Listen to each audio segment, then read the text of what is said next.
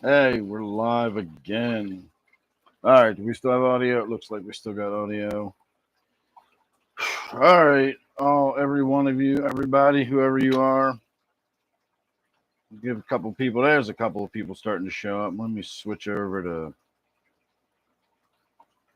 live chat. It's gonna be a rough night tonight. I can already tell you that.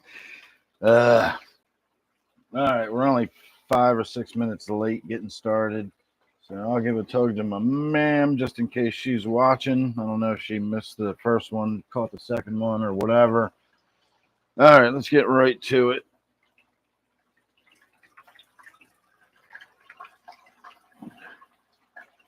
We are not going to be doing anything tonight. I am friggin' wiped out, tired, exhausted. And I was going to tell you all that I ate 2 cookies earlier today. And then at 6:15, I ate 3 cookies, and they were going to be supposed to be coming on to me any minute. But while I was trying to get this friggin' live stream restarted, they punched me in the head. So they are definitely, they're definitely coming on to me. So I'm grabbing the wrong fish food. Let's grab the food for the goldfishes.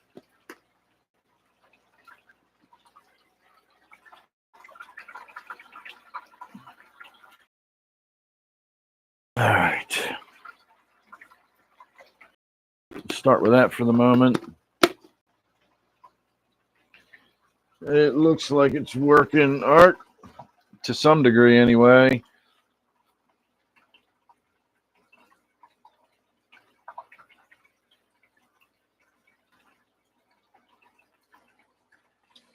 All right, we got one comment and 8 people watching, so don't be shy, everybody. You can say hello. In the meantime, I am going to keep working on my mug of coffee because I friggin' need it tonight. I don't know why I can't keep my damn eyes open. It's possible, all the cookies, but I don't know. Vacation for 17 days. Nice.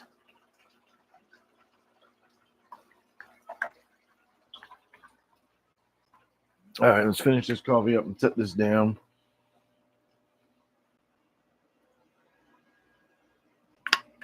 All right, that was the last of my coffee for the night. I am also going to throw some of the floating goldfish stuff in there.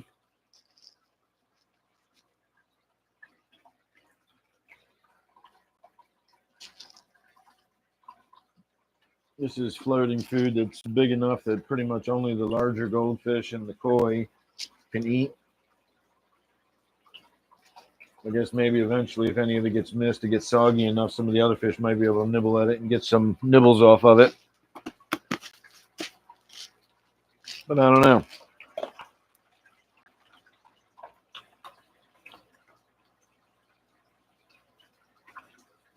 All right, we got a raucous crowd tonight. I have some interesting. Well, I think it's interesting anyway. Interesting stuff to talk about, but we'll wait to see get some more people into the chat, see who's here, see who's hanging out, and whatnot. So far, apparently, it's me and Art. Kind of feel like I need to top this tank off a little bit. That water splashing in there is splashing a little bit loud.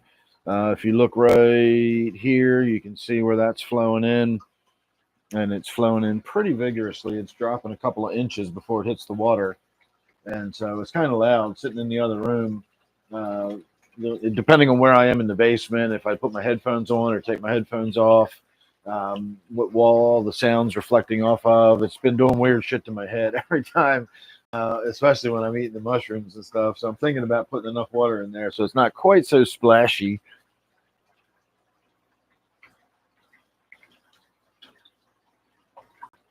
No, I'm waiting to watch the acid party video when I'm on mushrooms. They were supposed to be here today. In fact, the tracking says that it's the mushroom syrup that I ordered was supposed to arrive today, and the tracking says it's still supposed to be here by 9 o'clock tonight, which is bullshit because my mail never shows up this fucking late. If it ain't here by now, it ain't coming. And then it also says that the last place it was tracked was at wherever the place was in Texas. It left the facility, and that's the last it tracked, but it still says that it's on schedule to be delivered today. So hopefully it'll show up tomorrow.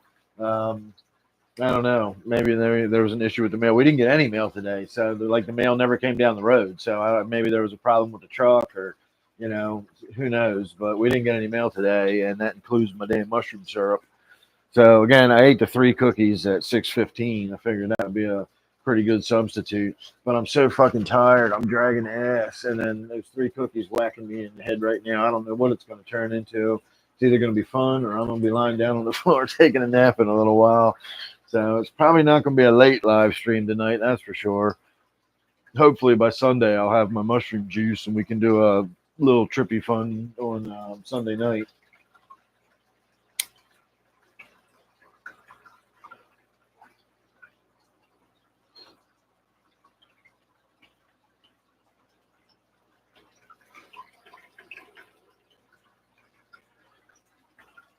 So right now I'm just working on a bowl. That's the last little bit I got of my cured weed. I did really forcibly dry some of that other weed I cut down. Boy, is there a fucking difference between nice, dried, slowly cured weed versus rapidly dried shit that I smoke in the night. Wow. Had a lot of wop to it, it did a good whopping on me. But, man, it was not smooth going down, did not have a nice flavor. What a difference. But that's all I got right now, so, gotta do what you gotta do. All right, what we got to do is turn that light out, and I guess we'll just go ahead and give them their sinking pellets. We're going to do a speed run on the feeding tonight and get around the room as quick as I can so I can sit my ass down. Well, we got a couple surprises tonight. Well, not surprises tonight, but we got some interesting stuff tonight.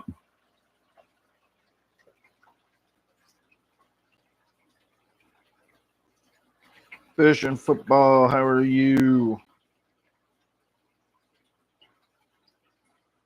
Darth Maul? Why am I Darth Maul?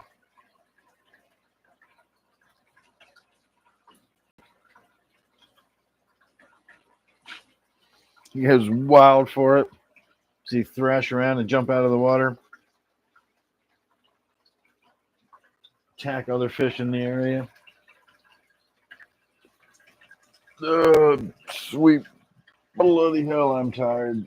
I don't know why. I only have one of those fucking weird diseases that makes you fucking tired all the time. I have good days where I'm bouncing off the walls and running around full of excitement and getting stuff done. I mean, I actually did get shit done today. I got the lawn cut and did some weeding. Got the driveway all cleared out. I don't know. I feel like I did some other stuff around the house, just bullshitty kind of stuff. And then I napped. I napped hard. And now here we are. And man, those cookies are fucking walloping me. It was like 6:15. I ate them. I ate 3 of them pretty much in rapid succession. Between 6:15 and 6:20, they were all gone. So right now we're hitting that 2-hour mark right on the money of when they're rolling onto my brain.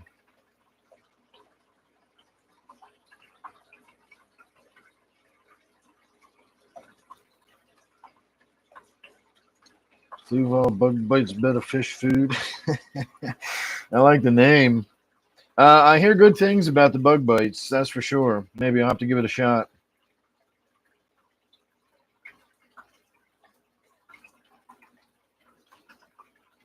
Oh, my fish are not a full-time job. Shirley!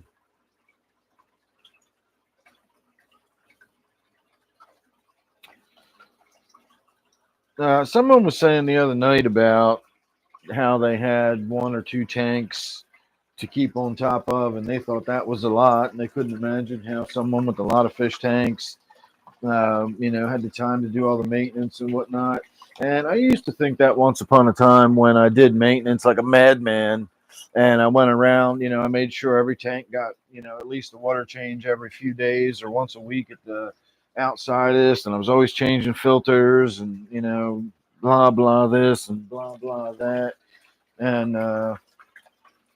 now I barely do shit when I don't know. I get around to it eventually.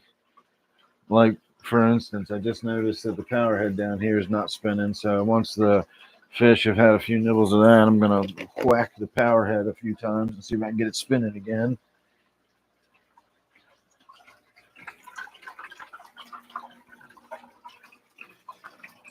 All right, Flo, give me a second here. Let me see if I can get this going again.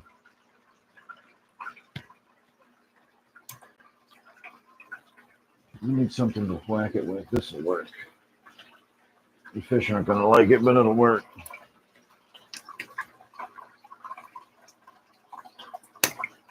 I can feel it trying to spin. There we go. I need to clean it out. It's really not moving a lot of water, but no, that's mainly because it's got a bunch of shit stuck in it. Oh, hang on. There we go. Oh, there we go. Now we got some water movement. Now we're cooking.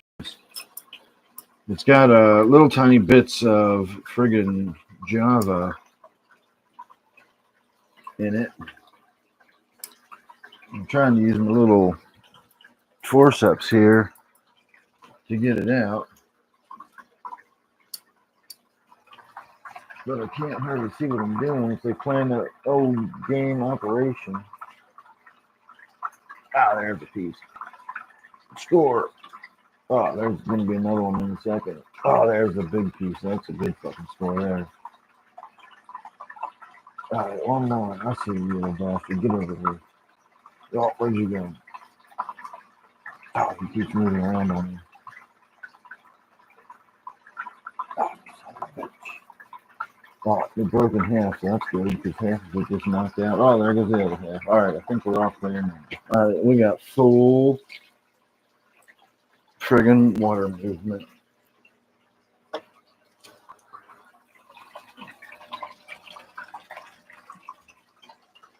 Look at all that water movement. It's a veritable mountain of water flowing out of that thing. So we probably need to add a little bit of water to the tank to get that. It's a little too close to the surface. I want it moving the water around the surface, but it doesn't need to be exposed necessarily. All right, let me dry my hands off, and then I'm going to break some algae wafers up while everybody's in there totally freaked out. Give them a few minutes to calm down. I'll get caught up on whatever comments are being left. I see some comments over there. I'll get back to that in a second.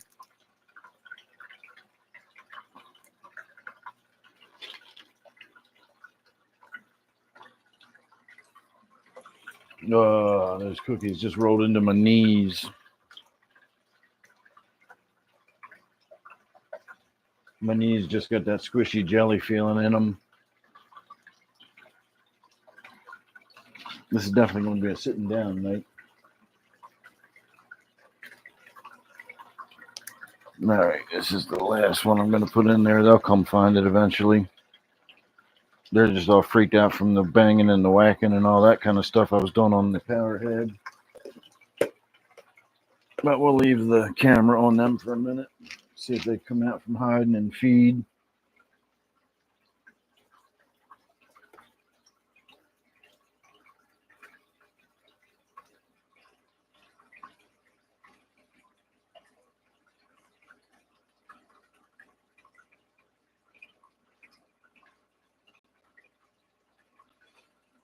Hey, Scott, how are you? I don't know, Art. Sometimes fish, the colors just change over time, and maybe it just faded away. It's hard to say. I've never really seen white tips on the fin being a sign of distress. Usually, signs of distress will be either the fish washes out and it loses its color might get really dark. That might be another sign of distress. I'm looking at, speaking of signs of distress, I'm looking at one of my female um, rainbow fish, and she's all swimming around weird and has a molly swimming around, or one of those platies swimming around next to her, all kind of weird. Oh, no, never mind. She's swimming around perfectly normal now. That was weird. It was like they were doing some kind of fish dance, and it looked like she was, oh, look, it's back. It's pecking at her like it's gonna, like it's attacking her. That is so weird. All right, it's swimming away now. And then the fish is swimming normal. So, I wish you were seeing what I was seeing. I know I could have grabbed the camera and tried to get it on camera, but I didn't want to miss what I was looking at. Um, the rainbow fish was doing this weird sort of corkscrew swimming, and it was kind of pointed upwards while it was swimming around in circles. And there was one of those orange platies in there was like pecking at it, and it almost looked like a, you know how a fish will peck on another fish that's dead and floating in the water. It kind of looked like that, except the rainbow fish was clearly still swimming. And I was beginning to wonder, does it have a swim bladder issue, etc.?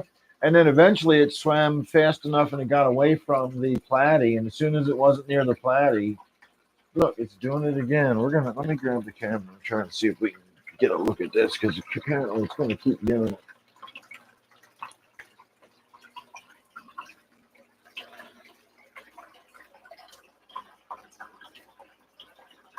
So if you watch the female in the back, I'm pretty sure that's the one that's being hassled. Come on, you damn angel. Just get out of the way.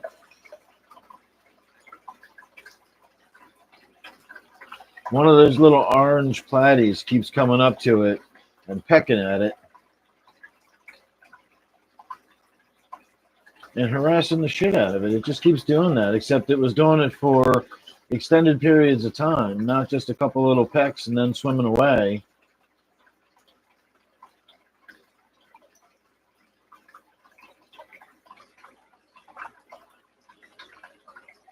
So, of course, I knew as soon as I picked the camera up, it would stop doing it. But it only seems to be the one in the back, not the one closer to us. They all think they're getting fed. That's why they stopped doing it, because I'm standing too close to the tank now. No, it's kind of doing it again, see? I don't know. When I get around here and sit down, you guys can sort of pay attention and see if you notice that kind of behavior again. I'm starting to zone out there. This cookie is really rolling on to me. They'll probably roll on to me for the next 15 or 20 minutes. So we probably got a long way to go before I'm done going up. And I was already pretty damn baked when we started. So this is going to be a fun ride. All right, let's throw some food at these bastards and get this tank over with.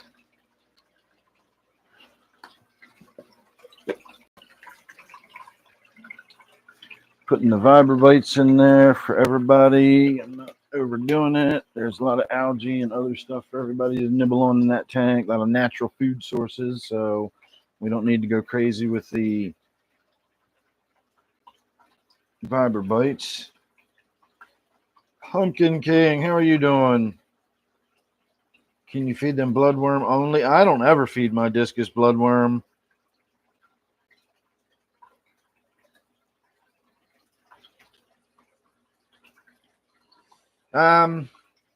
Mel. Tiffany, hello. How are you?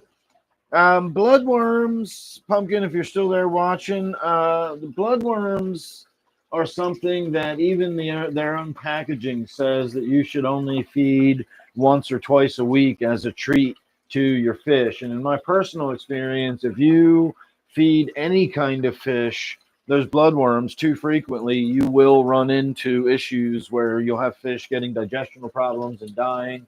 I don't know what it is. I've got a hunch of what it might be, but it's just an idea. It was suggested to me by somebody. I personally don't have anything to back it up, so I'm not going to bother talking about it. Something causes issues with fish if you feed them too much bloodworms. It even says so in their own packaging not to feed your fish this stuff too often.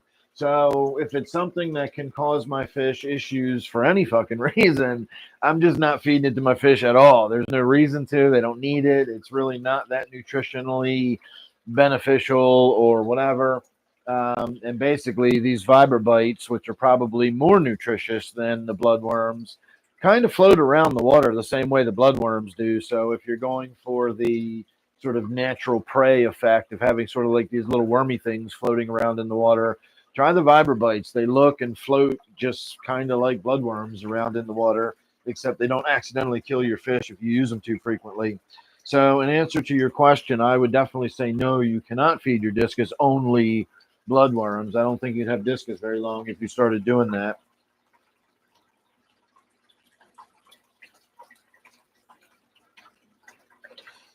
All right, let me see where I am.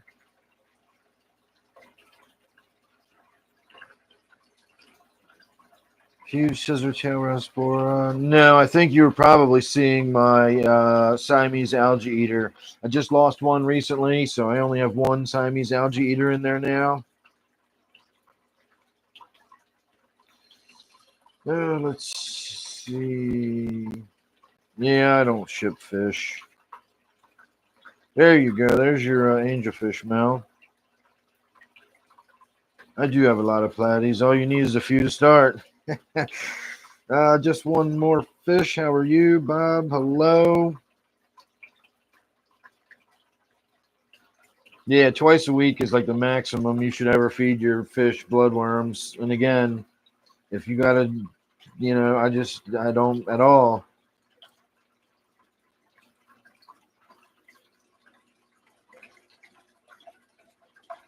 Colombian zebra, honeycomb pleco, and peppermints. Nice. I do like me some plecos. Yeah, everybody likes the bites. All right, I'm all caught up. If somebody would be so kind as to stop sign me, and we are going to go ahead and move along to the next tank. I'm so flipping exhausted. I was really hoping that, speaking of shrimp, there's one right there. So I know there are still shrimp living in this tank, and I'm hoping they're going to do a little bit of a job on all that damn hair algae that's in there. You can see how fuzzy green everything looks. That's hair algae. All right, navigate my way through all the killer pothos. Going over here to the 55. I got my slipper caught under the tripod. We almost all went over into the pond together. Tripod, camera, light, me, you, all of us. And it all down to my killer living slippers. All right, let's figure out what we're going to throw at these guys. I guess we're going to just throw some vibrant bites at them, too. All right, more vibrant bites coming, everybody.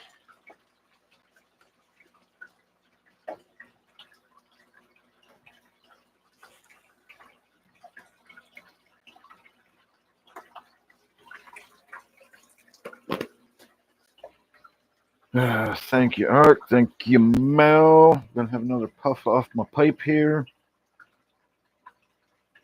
And I got some mushroom news to catch everybody up on, too. And we have a little surprise for when we finally sit down. So, and I got a little surprise for you all next week, too. It'll be a very little surprise. I'm looking forward to it. The big reveal next week will be on Wednesday's members live stream. So that'll be your surprise to look forward to.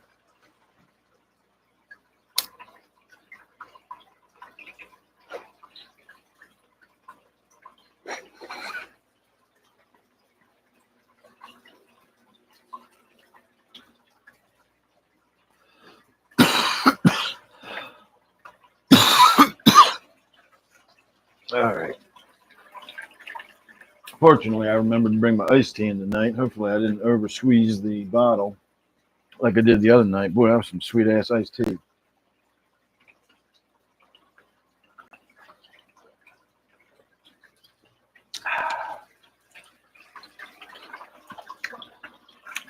perfect.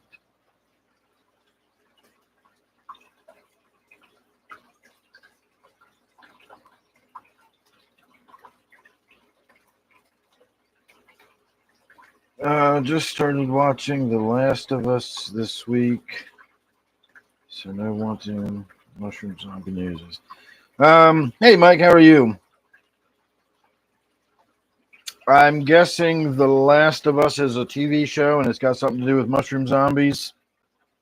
Just going by context. Other than that, I don't really know what you're talking about. But this won't be mushroom zombie news. This will be good mushroom news.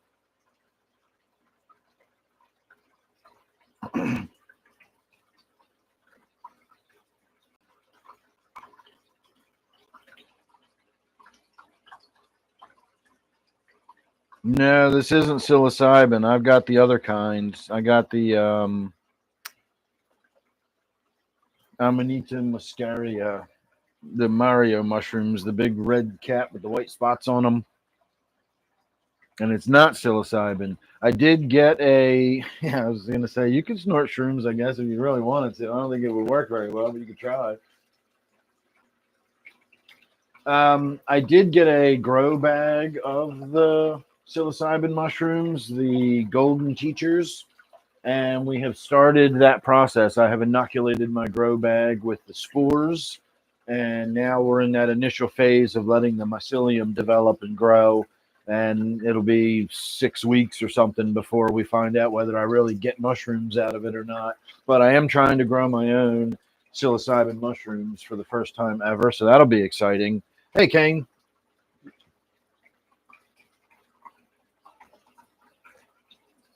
Shrooms smell like feet a little bit. I always thought they kind of smelled like cow shit. I guess it depends on your source. They definitely smell earthy, that's for sure. They probably have a lot of that myrcene terpene in it. That's a really mushroomy kind of smell. Well, I'm not a fan of mushrooms as far as like portobellos or shiitake or some shit like that that's going to be in the food, making it all nasty and gross. But I'm a huge fan of the mushrooms that make you fucking see crazy colors and bendy, wavy things. Make your brain go wee. Anything that makes my brain go wee is pretty good. Well, I guess I can't say that because there's probably a lot of shit out there that would make my brain go wee that I wouldn't do, like crack, for example. That would probably make your brain go wee. Famously, I think.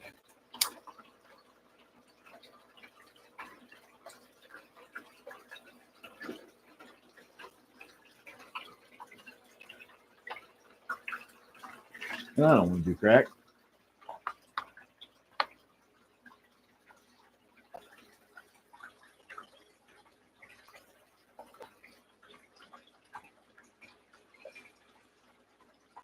Let's see. So since I started talking about it, let's move to the next tank, and I will continue talking about it since I was asked. So the chocolate bars I've been getting and the syrup I've been getting, I was supposed to get some today. It's not made from true magic mushrooms that you and I grew up with. It is made from a type of mushroom that is considered an hallucinogenic mushroom, but it's a really different kind of hallucinogenic. It's really mild, for one thing, in comparison to real psilocybin mushrooms. It's more of like a spacey sort of effect than it is like a tripping sort of effect. But it's really pleasant. I really enjoy it a lot. And so I've gotten quite a bit of this syrup. I've ordered several candy bars now, and I've gotten 4 bottles of the syrup or something. And so I was talking about it Wednesday night on the members live stream, and I kept pointing out how this particular mushroom is not even regulated. It's a legal mushroom. It's treated the same way a supplement is treated, like fucking beetroot powder or echinacea or whatever to boost your memory or whatever bullshit they say it's for. This is classified. Oh, the red loach came out for a moment. Red tail loach. This is classified as that kind of supplement. And so as I was lying in bed that night, it dawned on me, well, if this is classified as that kind of supplement, can I just go buy myself a big ass sack of these mushrooms online somewhere? And it turns out you can buy yourself a big ass sack of these mushrooms online somewhere, which is exactly what I did. And they'll be here Monday. I got 60 grams of caps of this muscaria, Amanita muscaria. So it's the same stuff that this syrup is made out of, and these chocolate bars are made out of. I've been reading up on it, watching some videos about it. I've been looking at all the actual medicinal stuff about the potential toxicity and so on and so forth. I'm doing my research, as they say, and that'll be here Monday, and so I'm really looking forward to making some tea out of that. And I think I should be able to get the same effect from making tea out of the mushrooms themselves as I can from these really expensive syrups and chocolate bars and shit. And I can stop spending my money on that, and I can just buy these big ass sacks of the mushroom caps directly from this company out in Minnesota. I ordered them Thursday, and they're going to be here Monday.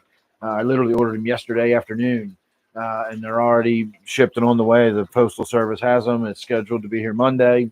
Well, my other shit was scheduled to be here today, and it didn't arrive. But anyway, you get the idea. It doesn't take long for it to get here. It was $50 for 60 grams, and it's $5 shipping, so $55 total, no tax.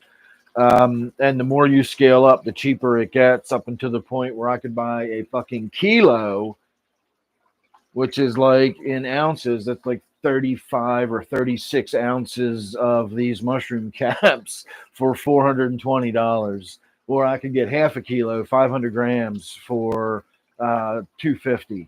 So, I think the next step up from what I got, from 60 grams, it goes up to 120 at $90. And I was like, let's just spend 50 and see what happens. And, whatever, you get the idea. So if it's even remotely as effective as the candy bar and stuff was, I'm figuring, based on what I've done reading and based on what the website's own dosing recommendation is, I'm guessing between 3 and 5 grams is where I'm going to be looking to hit as far as the intensity and all that kind of stuff. They talked about going up to like 13 or 14 grams of mushrooms in one glass of tea. They did call that the hero's dose, though. And I ain't looking for no hero's dose. I'm looking for a nice, pleasant buzz experience like I've been having. And I think I should be able to get that just from making some tea. So that will be next week's adventure.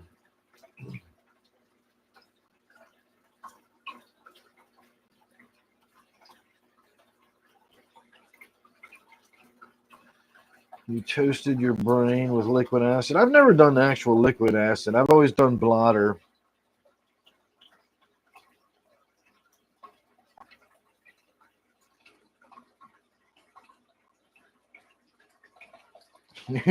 New fish makes your brain go wee.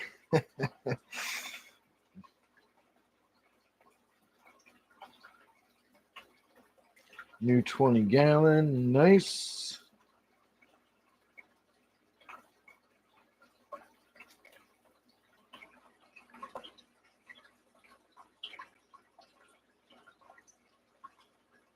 Well, Mel, if you ever saw that angelfish in there, like up close and personal, and saw all the markings and its patterning and everything, and you saw the crazy colors in it, you might have to do a little more calculating before you decide which one's better. I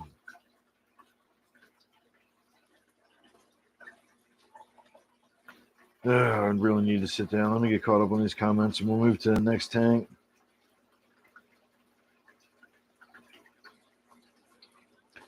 Hey, New Hat, how are you this evening?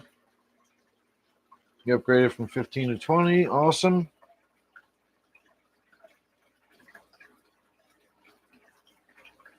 It does hold more fish. And if you went to the 20 long, the 20 long is just a nice tank. I like the shape of it. This is a 55 that we're looking at right now with the gouramis and the angelfish and the discus in there. So now we're going to move on to my 29, which is considerably smaller than a 55. Let me elevate you a little bit, and we'll get this light turned on. And once again, we'll stick with the vibrobites. If you're not familiar with vibrobites, they kind of look like little bloodwormy red squiggles. You can see they float a little bit, but then they start to sink and they kind of swirl around in the current a little bit and they make their way to the bottom. Very natural movement to them. They really do mimic a little bloodworm swirling around in the water. So I think they're a really good substitute. And there's no warning about how often you have to feed them because they might accidentally kill your fish. I just really don't. I'm not down with that.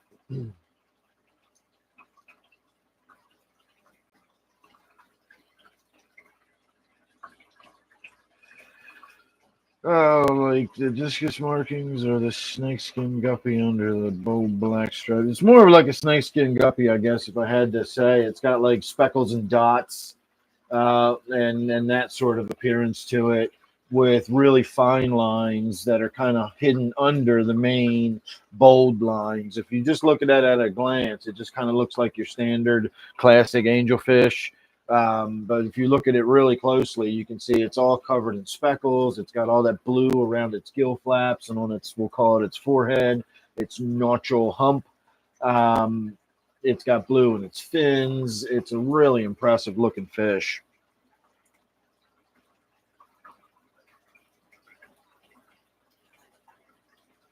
Mike, another Mike. I feed everybody once a day here. Viber bites.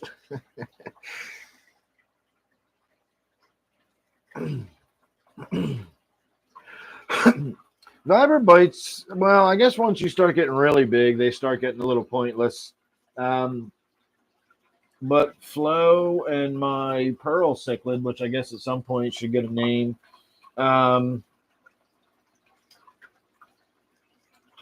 they go after them well enough. I don't think they eat enough of them to really get fed by them. Now, my striped Raphael catfish, he gets fed by them simply because so many land on the bottom and he goes around and hoovers them all up. And so he gets fed by them. A water column fish had better be pretty nimble to get them. And if it's a large fish, they're just not going to get enough of them. So there is a size limit on the upper end. Lower end, maybe stuff like the embers, tetras, maybe them little tiny bastards would have a hard time. But all you got to do is sort of grind them in your fingers a little if you have really small fish like that, and it'll break them into pieces, and then it'll be fine.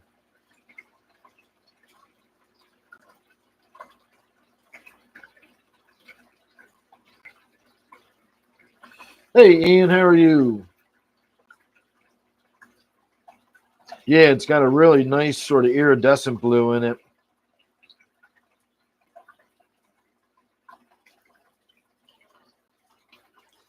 Angelfish might start pairing off in a year or a little. It might take 3 years. I've had angelfish together in a tank for a long time, and they didn't necessarily pair off after 3 or 4 years, but they suddenly got into like we ain't getting along anymore. Like they got a divorce after 3 or 4 years. That's for sure. So something changed after several years. The vibrobites, if that's what we're still talking about, is Hikari.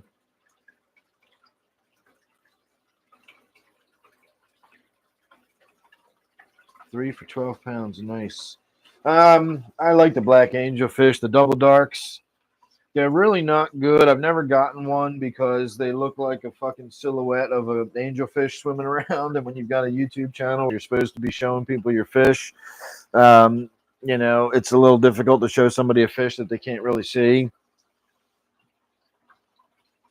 Oh, they should breed like a Musu blackfish. If you guys know what Musu black is, Musu black is the most insanely dark black there is. Light drops and falls into it like it's fucking hot black Desiato's stunt ship. You just can't even see it. It's just this blackness. It looks two-dimensional. It's so black you can't even see its shape. Like I say, it's like hot black Desiato's stunt ship.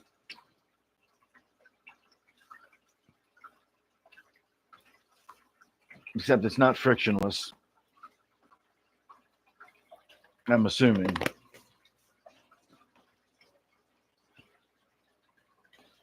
All right, sticking with the theme tonight of the whatever those things are called, viber bites.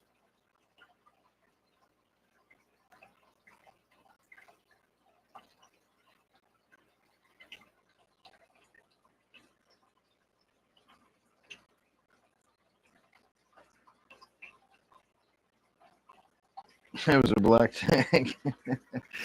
Nice, that's style there. I do like them. They're really, really pretty fish. The double darks. They're just so black though. There's like, it's like you ever see somebody that wears one of those super duper stylish like black jacket on a black shirt with the black tie with the black pocket thing, and like you can't tell where anything stops and the next thing starts. It's hard on the eyes, but my God, it just oozes style and class. And those fish look like that in fish form. All right, we're gonna do the first dab of the night as if I need it. I already feel like I've been fucking kicked in the brain by the weed donkey tonight. I just invented a new holiday, beloved holiday character, the weed donkey. He can hang out with Nestor and who's the fucking racist Italian donkey? Dominic, that's the other one. They can all hang out together. Fucking Dominic.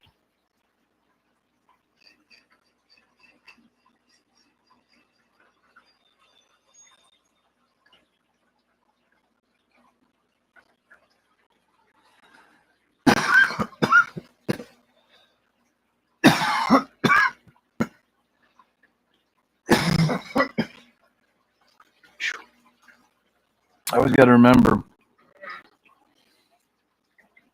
It's like when I used to drive a tractor trailer. I'd be driving my tractor trailer 300 miles, park, get out, and get in my Honda Prelude, drive home. I could have parked my Honda Prelude like under the fucking hood of my tractor trailer, but I got in my Honda Prelude and would drive home. And my God, it would just be such a different driving experience. Like that's the difference between hitting on a bowl and then doing a dab off of that hot damn metal straw.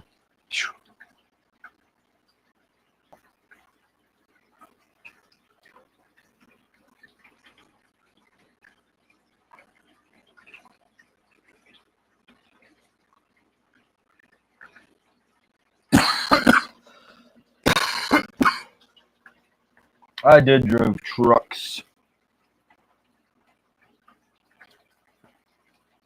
I don't know what a Pekar engine is. I don't know if I ever drove a V8. Most of mine were just inline sixes. You see them giant ass rigs rolling down the road or whatever. That's usually got an inline six in it. Very seldom will you see a big truck like that that's got a V8 in it. Some do, like some of the really big ones and some of the really fancy ones will, but most of them just have inline sixes in them.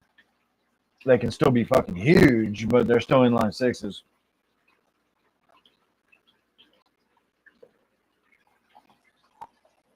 And I don't think I ever drove one that had a V8 in it.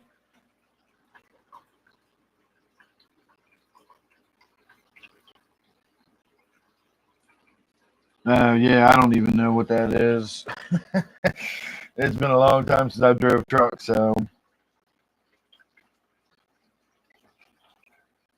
what I had for dinner was 3 strong marijuana cookies.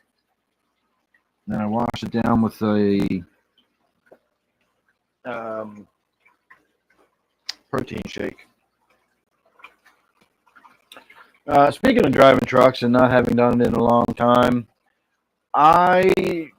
first let's back up. If you're familiar with car culture or anything like that, or if you're familiar with what we'll just call man culture for lack of a better word at the moment, if you've ever had someone pull the joke on you where you're young or maybe you're the wife or whatever, and you get asked to go to the auto parts store and ask for some weird non-existent bullshit part just so everybody can laugh at you. You might even be asked to go to the hardware store and ask for something like a bag of nail holes or something like that, a cable stretcher, In the auto parts store, it was usually blinker fluid. Um, Muffler bearings was another common one. They'd send you down to get muffler bearings. Um, Water pump for Volkswagen. Of course, they're air cooled. They don't have water systems. They don't have water pumps.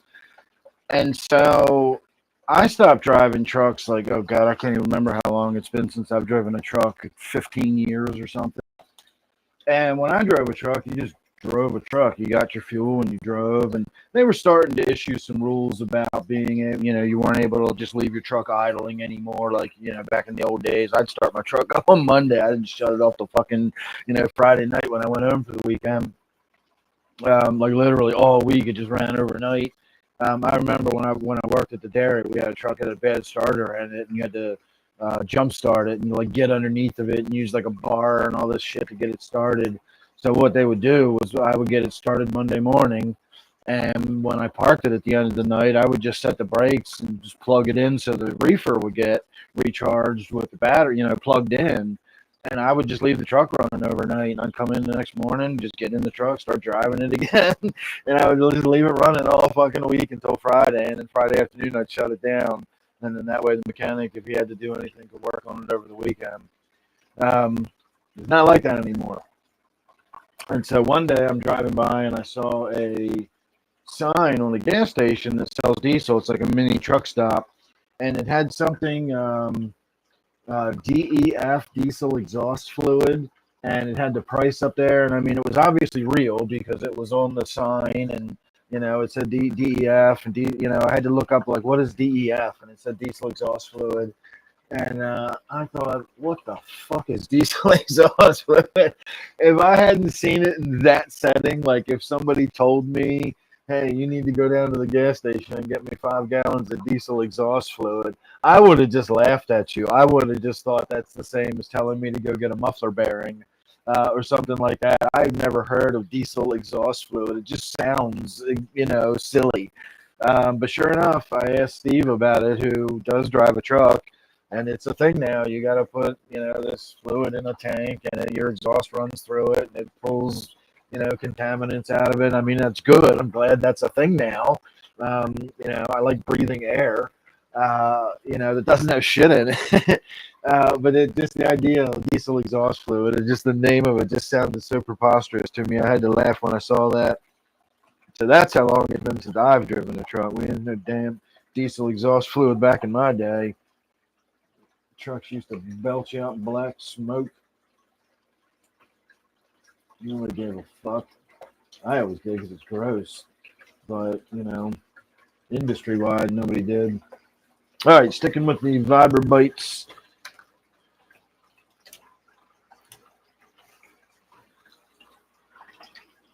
Man, I put a lot of them in this tank because we got a lot of fish in this tank. And I need to make sure plenty of them get on the bottom. And if you'll notice, when, like in this tank, I need them to get to the bottom, I throw them at the water. If you sprinkle them lightly, they don't really break the surface tension, and they'll just sort of float. But if you throw them at the water like I do and kind of like a pinch, like throw the whole pinch at the water, a lot of them just sort of break through the surface tension, and you'll get a lot more of them begin to sink into the water column pretty much immediately, as opposed to letting them float until they slowly absorb water, or the fish disturb them as the surface feeding fish will start, splashing around. It'll start knocking some of them down in. But if you really want them in the water fast, just throw them at the surface of the water like I do, and it'll get them in there.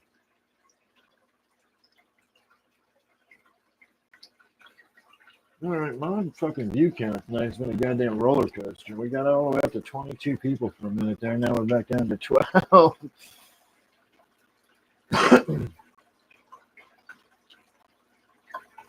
Oh, well, that's all right. I'm not going to be around much longer anyway. I'm fucking tired tonight.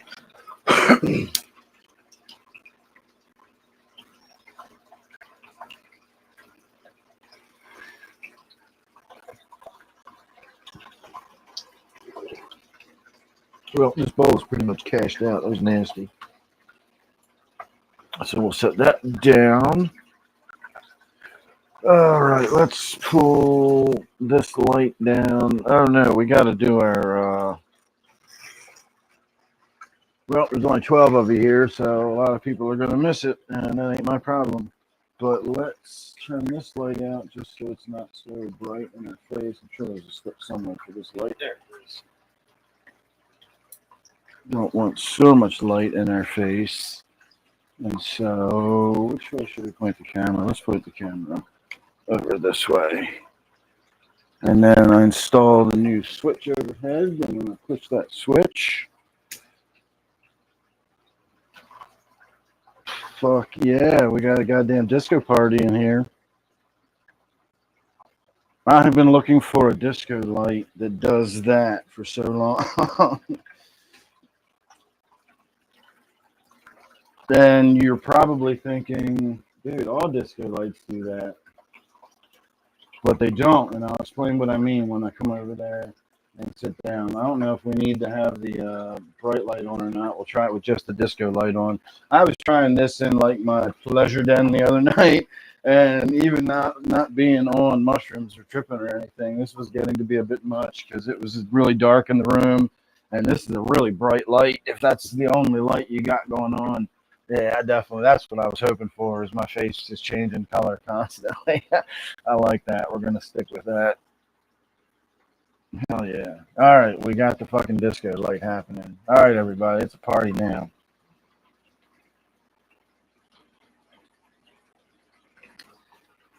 All right, let me see.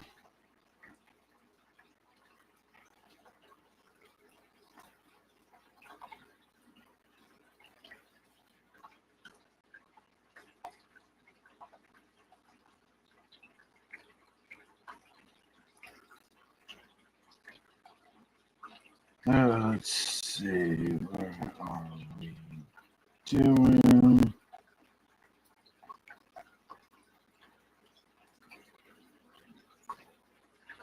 I am trying to get caught up here.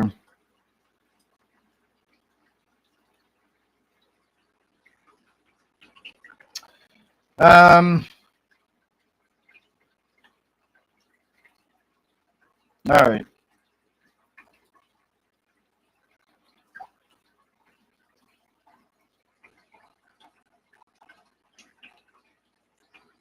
This stuff, the red stuff, or the stuff back here? Because this is Java, and then this is Crypt. Like, oh, I have a red-tail shark and I have a rainbow shark. Thank you, Mike. That's what I was going for.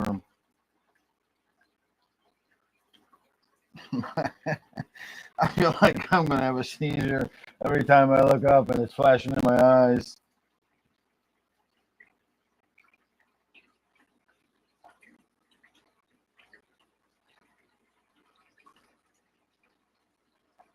Oh, I'm caught up. Thank you, Mel. I don't know how many tanks I have. I want to say 16 or 17. I always lose track. And I feed once a day.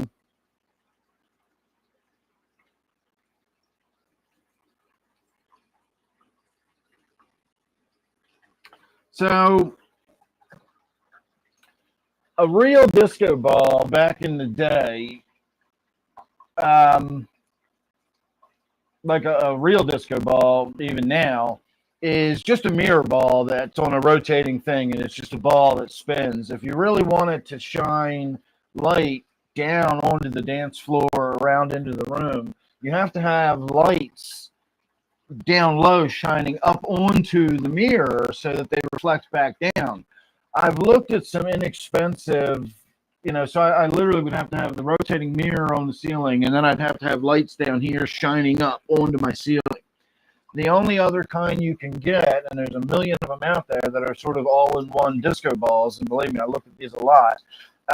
It's like the base with the little, thing, and then it's got the rotating disco ball, and then on the base, it's got like colored LEDs that shine up to it.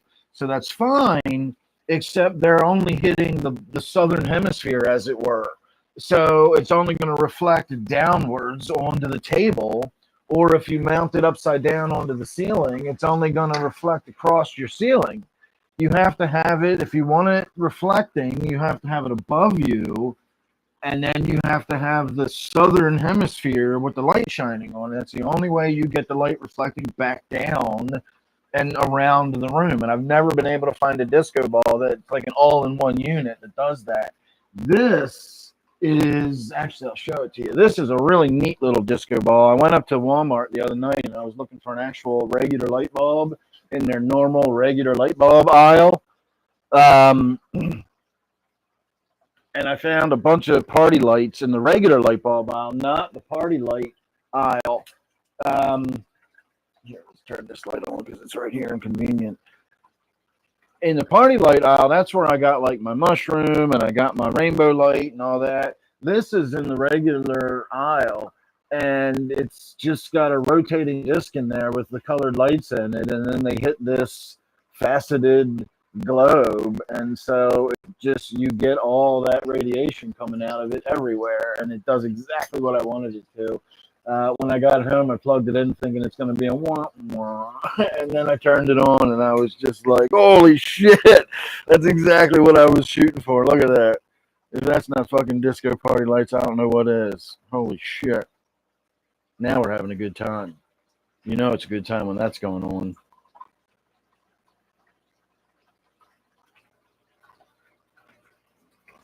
It was like $12 or something, so not super cheap, but not expensive at all either. To get a real disco ball set up, you're going to be looking at a hell of a lot more than fucking $12. All right, let me get you screwed back in here. All right, let me go repack my bowl too, since we got the disco party lights going on. We did a dab already, and I can do more of those, but let's tap this out because it's burnt up and nasty.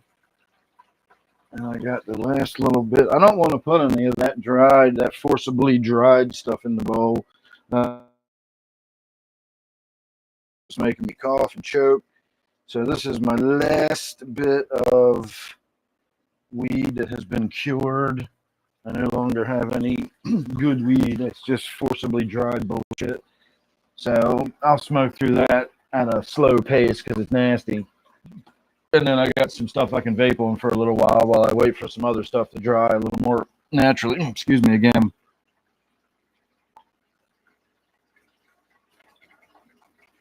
Seizures for everyone.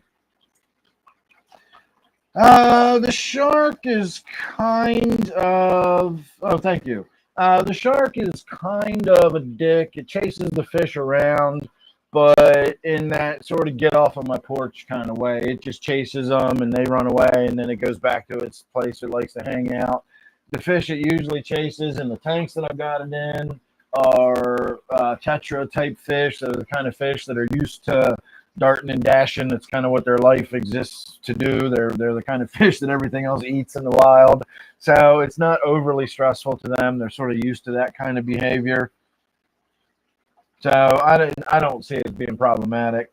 They are kind of a pain in the ass fish, though. You got to pick your community very carefully with them. That's for sure.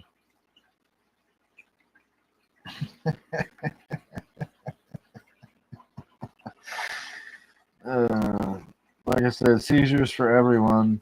If this does bother anybody, let me know. I can turn it off because it's kind of annoying to me too. It's fun, but it's going to get old fast, I'm sure. I'm going to have a fucking headache in about 10 minutes.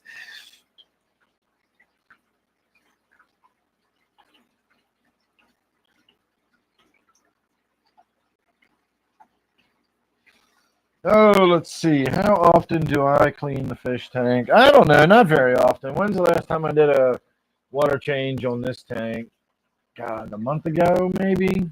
It's been a while. I don't know exactly how long it's been, but it's been a while.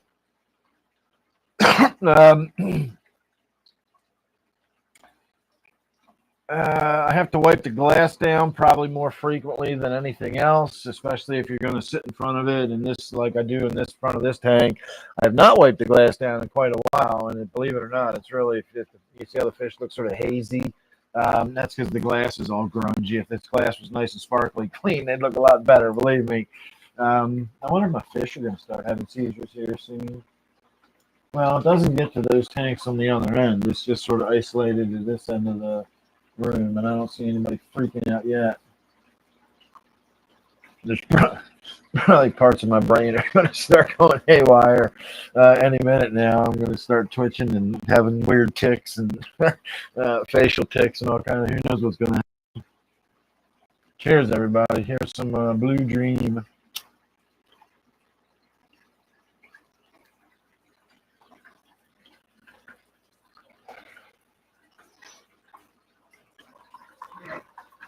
The discus aren't even around. They're all hiding down the other end of the tank where the light don't make it. And you can't see my smoke in your face anymore either.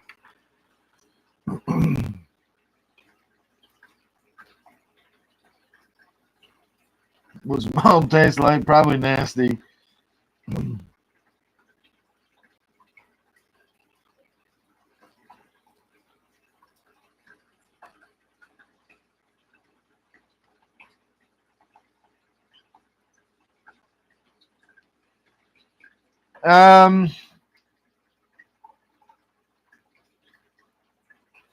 I usually keep my lights on for 12 hours on, 12 hours off, which is fairly typical lighting for tropical conditions. Now, not all my fish are tropical necessarily, but most of my fish are considered tropical fish, and I assume that that means they come from the tropical regions of the world.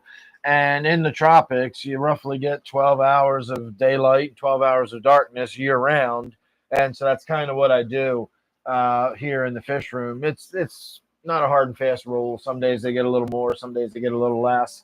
I do have a tendency to put a great deal of lighting over my tanks. This tank, for example, has these floodlights. That's a standard floodlight you'd put outside your house. Now, I do have dimmers on them to wind them down a little bit. They're only operating at about a third of their full output, but I have 6 of them in there, and it's way, way beyond the equivalent of what would, typically come on a standard, hooded 125 gallon tank. That's a joke what would come on a standard hooded 125 gallon tank. So I put a lot of lights on my tank, and they get 12 on and 12 off. So I also have a lot of algae in my tank, and I just got done explaining how I have to wipe down my glass. So, there's a price to pay for having the brightly lit tank.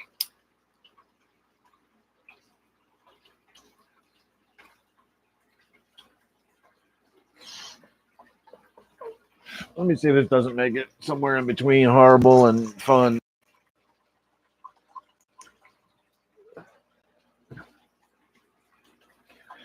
So now you can actually see my face. Holy crap, this makes it even worse for me. I've got a bright light in my face, and I'm still getting fucking Star Trek laser eyes.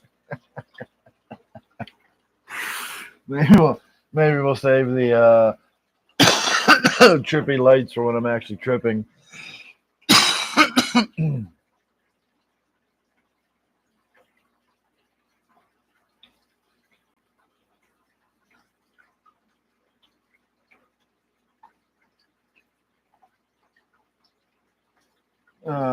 Bob, how are you? Have I said hi already? Can I give you some tips about live plants? Well, I can tell you what I do with live plants, and I'll stick with that. I don't know if that'll be considered tips or not. I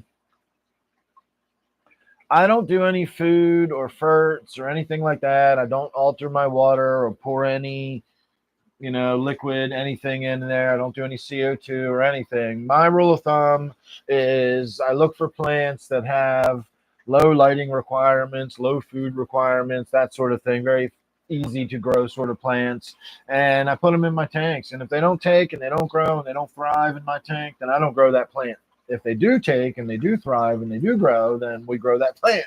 And over the years, I would spread the stuff I've got around. So I don't have a huge variety of plants in my tanks. It's just what I've got. I've sort of spread out around all my tanks. So not a lot of variety, and it's usually the low maintenance, easy to grow kind of stuff. So keep that in mind. I'm not some, green thumb person that's growing all these challenging, plants that need special conditions and all that kind of bullshit. I'm basically growing dandelions and clovers and, the equivalent of that kind of stuff. It ain't hard.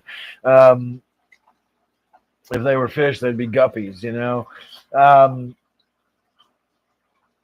However, I keep plenty of nutrients in my water because I'm not worried about a lot of nitrate and stuff like that. I let the nitrate get up to whatever it wants to get up to before I do a water change. The nitrate has nothing to do with why I do water changes. I never really even checked the nitrate in this tank. God knows what it actually is. I guess we could do a check. It's been a long time. Let's do that. Let's find out what the nitrate in my discus tank here. It's been a long time since we've done that. Whoop, wait a minute. Let me see if my nitrate kit is not already over here. Aha, you see that? It is already over here. I'm glad I didn't get up and run away.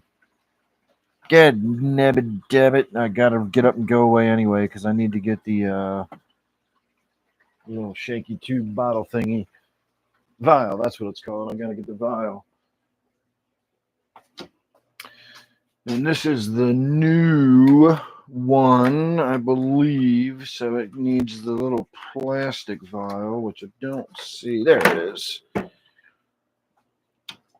It's weird. The new kits come with a plastic vial. This is the API test kit, and it comes with a plastic vial with a clip-on lid instead of the old glass ones with the little thing. I guess too many people went and shattered a fucking thing in their hand and had to go to the hospital to get all the glass out of their fingers. I worried about that a lot, but some of the damn lids would get stuck on there so bad. So this is the new vial that comes with the, let me pick it back up off the floor there, hang on. This is the new vial that comes with it, and if you put the 5 mil from the line to the line in the glass bottle and you pour it into this, it doesn't come up to the line. It's a different measurement in here. It's close, but it's not the same. So I'm going to be using a new package of the nitrate stuff, and so I need to make sure I'm using this new plastic vial to go with it. So I don't know if they've changed the formula or what, but it is definitely a different size vial. Let's see, and that line is not easy for these old man eyeballs to see. I'm gonna have to put my glasses on. Damn, where's that fucking line? Hold on, let me put my glasses on. I can't see shit, and that's even under that bright light. Let me find my glasses. There they are.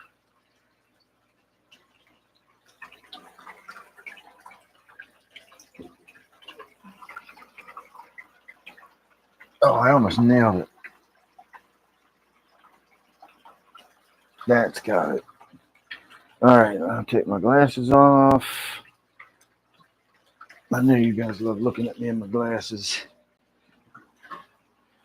All right, this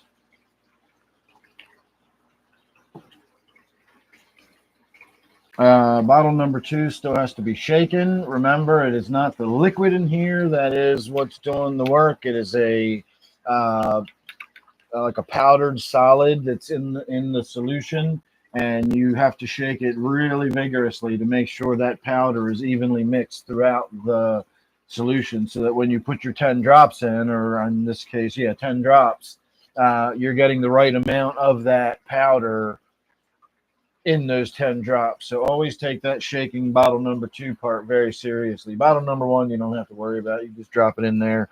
And again, you do 10 bottles of number 1. So let's start with that.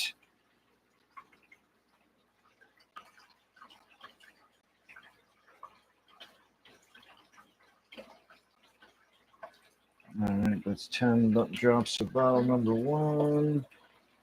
Now bottle number 2 gets shaken really well,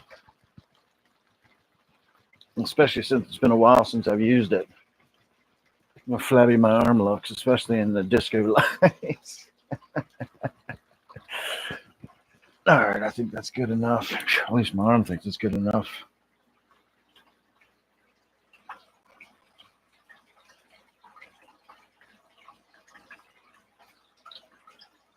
All right.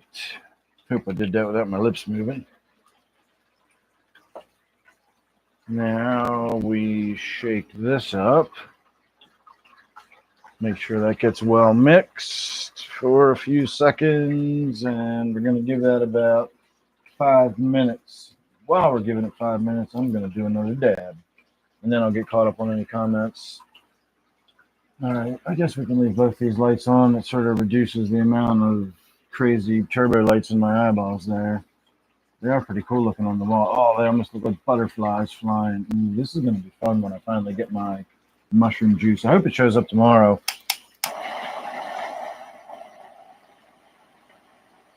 I'll check my tracking, see if they've updated it. Oh, sorry, dude. No, it's now expected tomorrow. I really doubt I'm going to get a special delivery. Oh, it's after 9 o'clock, too. They said it had to be here by 9.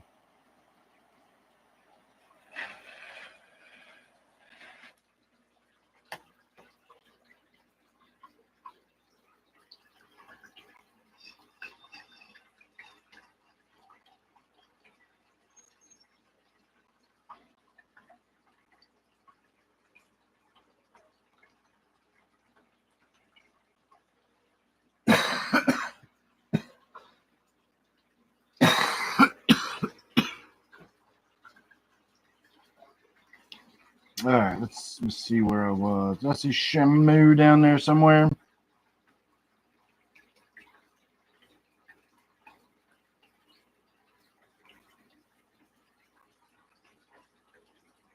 Do I have any tiger barbs? I do not. All right.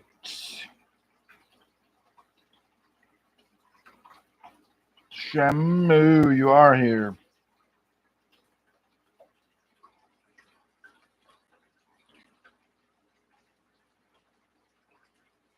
Well, thank you, Michael. Hello, Cindy. Nice to meet you. How many fish do I have altogether? Oh, good grief. I have no idea. I couldn't tell you how many fish are in this tank behind me, let alone how many I have in all my tanks together. You obviously don't know me very well if you're asking me a question like that.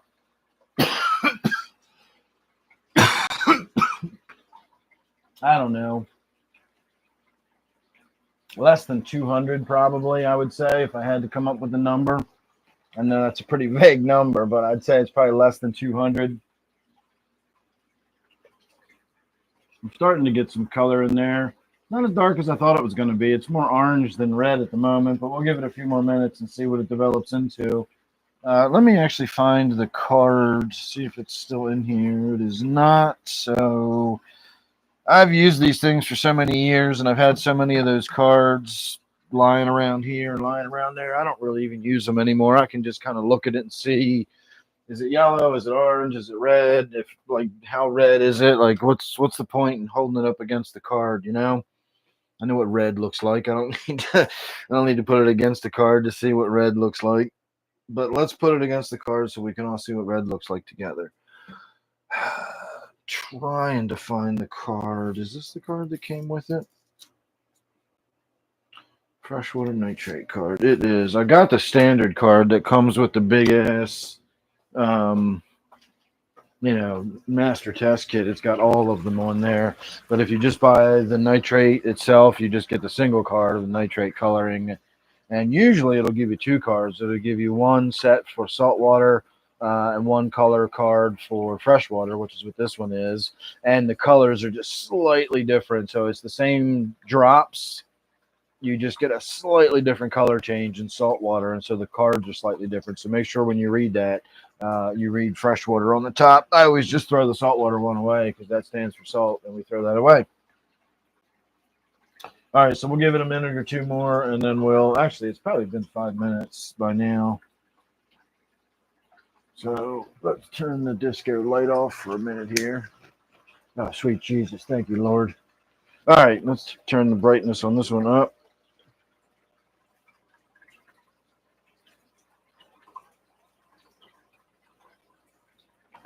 So I don't know. I still think that looks pretty red.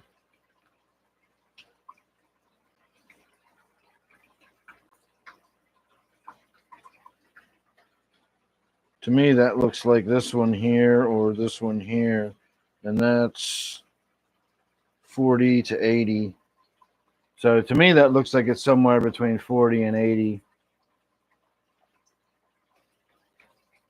But that's pretty normal if you just see it with white behind it.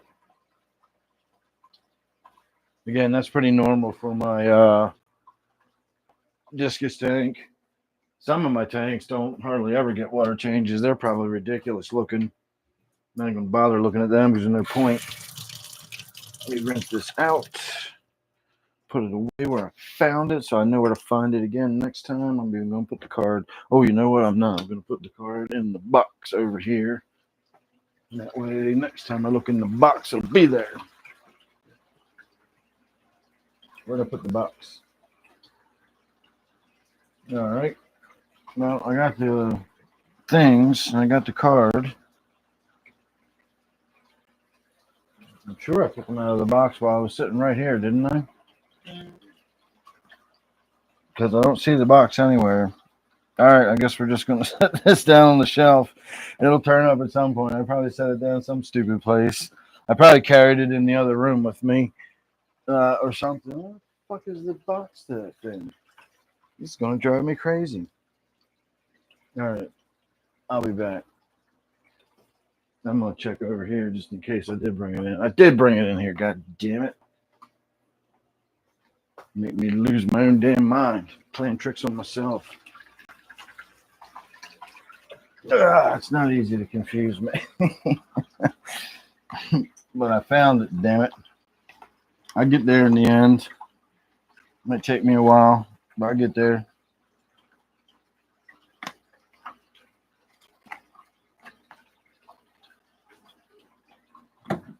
Put that back where I found it again. All right. Turn this down. That's the wrong way. That's up. All right, now we'll turn it off.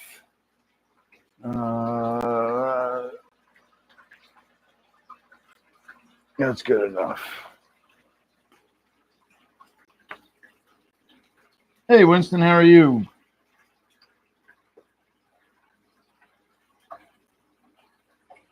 How big are my goldfish?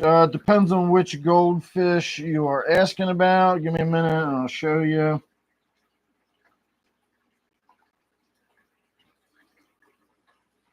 Oh, yeah, I'm not even counting like fry and little babies and all that kind of stuff. I'm just talking regular fish.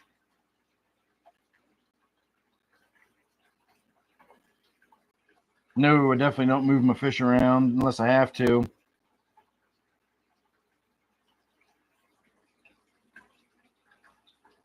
%% water from the creek. Nice. All right. If someone could stop signing me, I'd appreciate it. So if we turn the big light on, which I don't want to do, we would see in here, and I've got my goldfish aren't too big. I guess maybe 5 or 6 inches is some of the larger goldfish, but I have some koi in here that are not cooperating right now. They're normally right over here against the corner. If I stand up and stand here, they come running over like puppies. But tonight they're not going to cooperate. But I have some koi in here that are maybe 7 or 8 inches. You can see one of the white ones coming up to the surface there. So I got a bunch of koi in the pond here. Bastards aren't going to cooperate, but trust me, they're in there. I think I have 4 or 5 koi, and then the rest are goldfish, and then I got a bunch of live bears, and I got a few barbs and some other minnows and some odds and ends. I got a bunch of shit in the pond here. It's a big pond full of fish. And then I got my fancy goldfish down here. This one is the youngest and the least fancy. It's also the biggest. This is my most fanciest and the oldest. And then this is my middle-aged and medium fanciest. So this one here is just a fantail goldfish, and the fantails get pretty big. This one is an oranda. You can see the little wen on the head there. It's not too big, but it is there. And then Wednesday, my really fancy one here, she also is she's a fancy peacock fantail oranda. And if you'll notice, she also has a very small wen on her head. So she is actually an oranda. and she's super fancy. She was a gift. She was given to me by somebody, and she's amazing. She's a gorgeous fish. So that's all my. Oh, look, he's out again.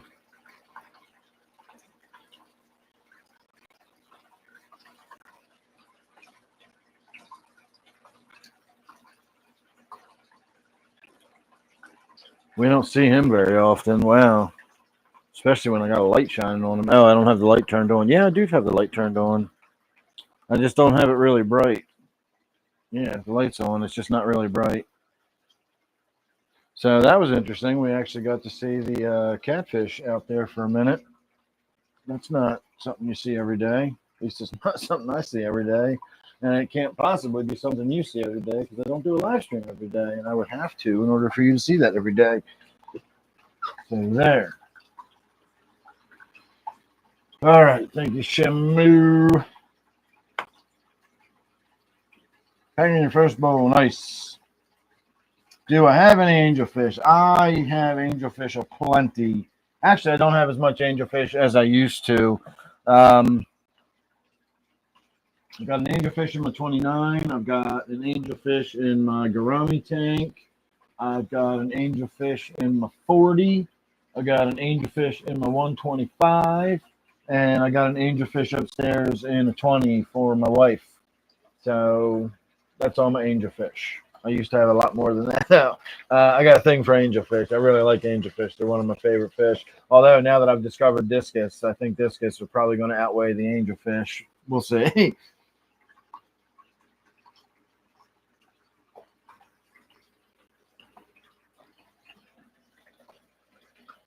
I will say you get more bang for your buck with angelfish. You can find some really spectacular angelfish for very low investment, whereas not so much with the discus.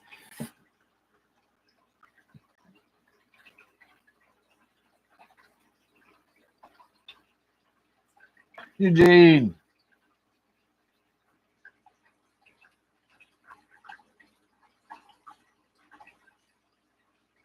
Hold up the freshwater test kit card again.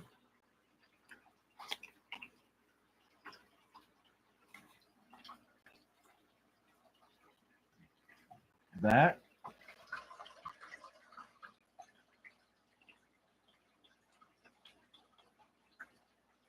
Are you going to take a screen cap of it or something?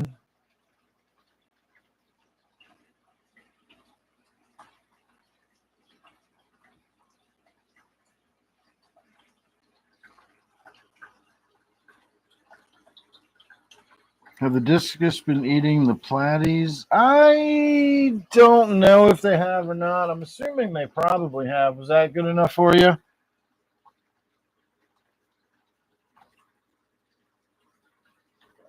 Okay. So again, I don't really worry that much about it. If you look at it, it goes from yellow through orange, hits red, which is dangerous at 40, and then it just gets redder from there, and you can't really tell where it goes after that anyway. It just gets redder.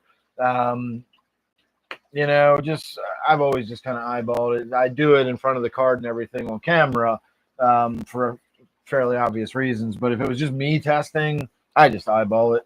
I don't really bother with the card. Can you see the gourami tank again? Sure. Hang on a minute here. Oh God, it's only 9:30. This is gonna be a long ass live stream. Of course, I say that. Next time I look up, it'll be 10:30. And if that's the case, that's fine. But right now, I'm hoping to make it till 10 o'clock. I'm really dragging ass tonight. I'm really tired. And even with the party disco lights on, it doesn't seem to be much of a big excitement. So this is one of my fancier angelfish. This one was given to me as a gift. This discus was also given to me as a gift. But this angelfish here is a,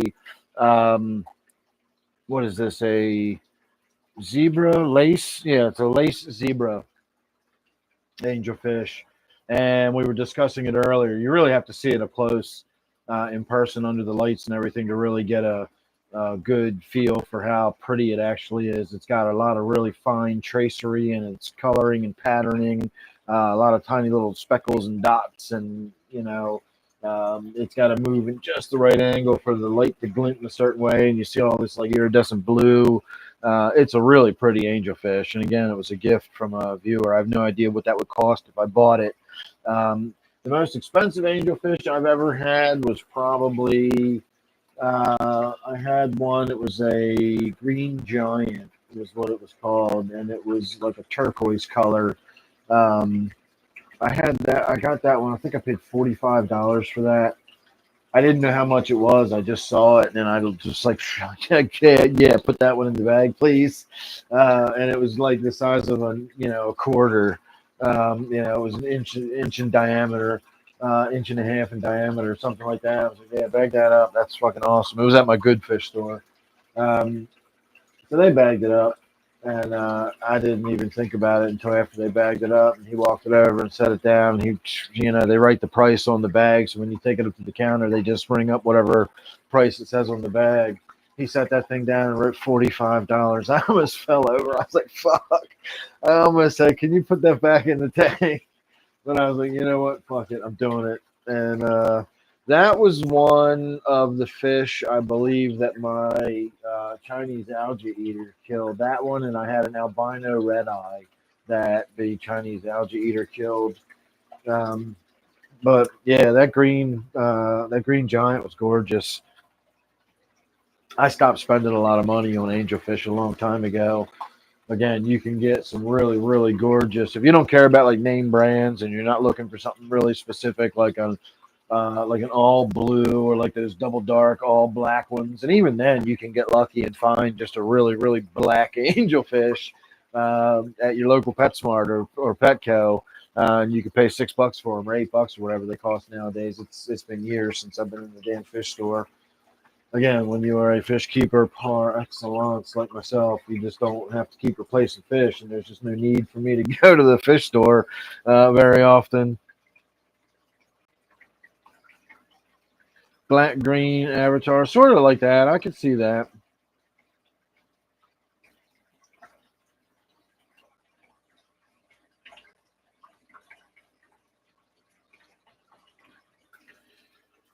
Man, those cookies are whooping my ass. I'm gonna come over here and sit back down, trying to read off the screen here. See all them little teeny tiny words there, and it was making my head spin.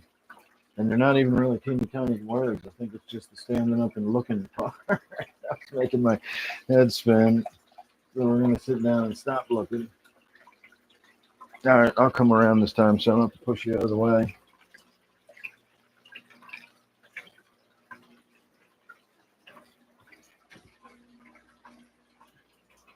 I don't know why I always set the camera up over there, and then as soon as I sit down, I move it and reposition it for where I'm sitting. That's good enough. I'm too tired and fucking lazy to move it tonight. Deal with it. If it's not a good angle, as long as it's not looking up, that's your tip of the day.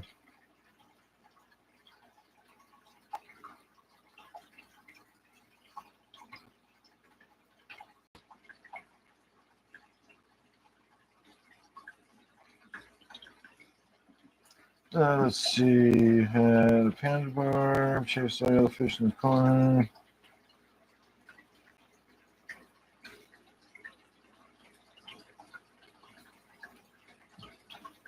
Should you have gotten rid of it 2 years ago? I don't know. Probably. It's still a little late for that. It doesn't really matter now, does it?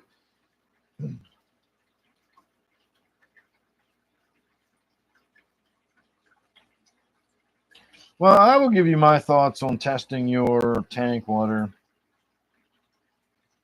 No, I always get my fish food from Amazon. I buy big ass bags of it, like kilo size sacks of my fish food.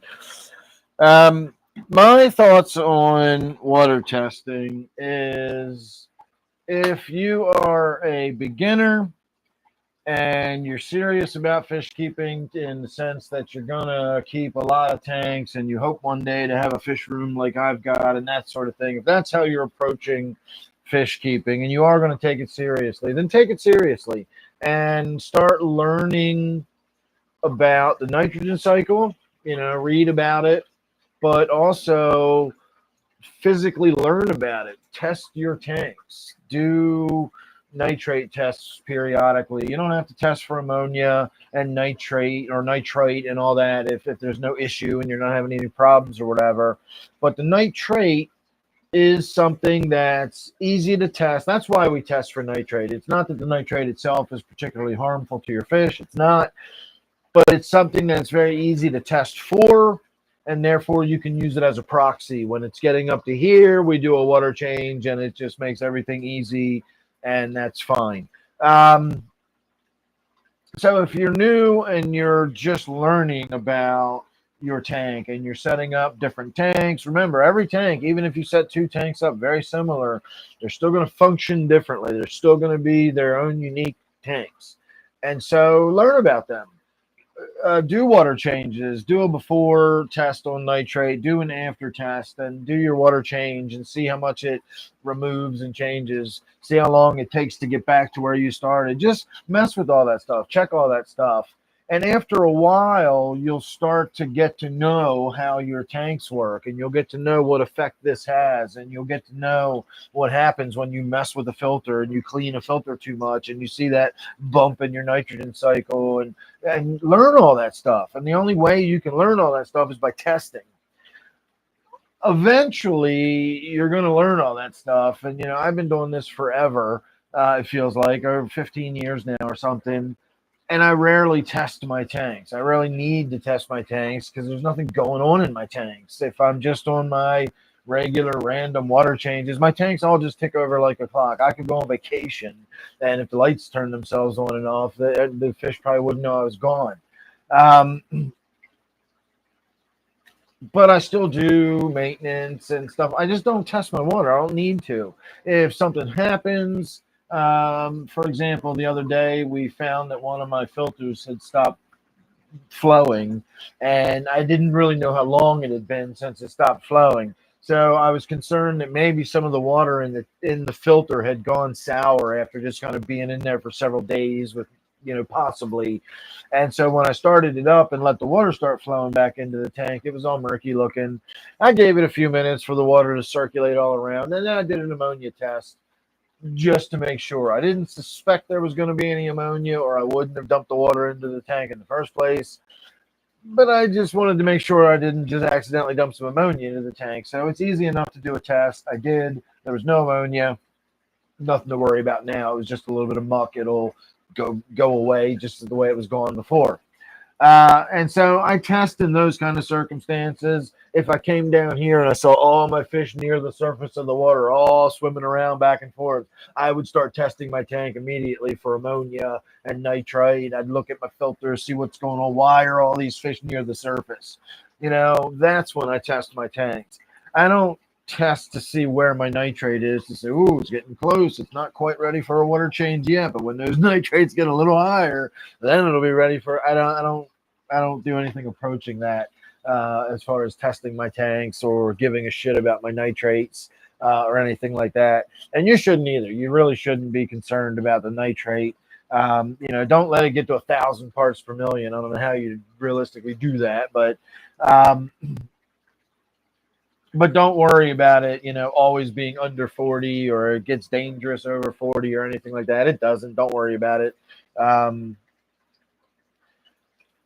I have found that doing more is less is more in the fish keeping world. I used to do a lot of water changes, and I always tried to get my nitrate down, and I always tried to keep the glass clean, and I always tried to keep the mulm off the bottom. And my belief was you can't do too many water changes, and I was wrong. You fucking can do too many water changes. I did do too many water changes. I always had issues with my tanks. I always had weird algal outbreaks and cloudy water and green water, and I just had fish that would die mysteriously. Always had problems with my tanks until I slowly began to realize that some of the tanks that I was less enthusiastic about and didn't pay that much attention to, those always seemed to do better. And I thought about it and I realized that basically the tanks that I do less shit to seem to function better. And, eventually I learned the hardest lesson of all, which is to just let the tank settle down, let it find its own vibe or whatever you want to call it, and let it settle into its own balance. And then just don't fuck with it any more than you have to. Do minimal amount of maintenance, keep it functioning, keep the glass clean so you can see in there and that sort of thing. But just don't mess with it much. And especially if you're trying to grow plants in, the less you mess with it, you know, it might take a year for those plants to really fill in and be nice and full and big. But the more you mess with it, the longer it's going to take. If you just leave them alone and let them do their thing, that's going to be your fastest way to let those plants grow. You cannot rush plants. Trust me, I know. You cannot make them grow faster than they want to. And you messing with them is only going to slow them down. Just leave them alone, and that's going to be the fastest they're going to possibly grow. They can't grow faster than they can grow. There's nothing you can do to speed that process up, so don't fucking try. Extra fertilizer don't help. None of that helps. Leave your plants alone. They'll do much better. All right. Let's see. Where was I? Somewhere around here.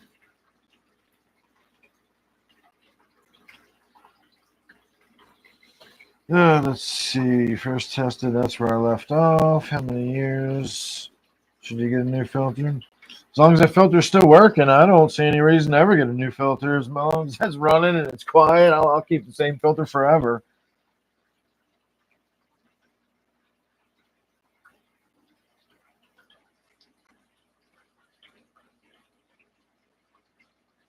Yep, I replace filters when I need to. I don't worry about any kind of time limit. I don't consider them like the batteries in my smoke detector where I change them twice a year, which is ridiculous. Batteries last for like 5 years, and they want you to change them every 6 months.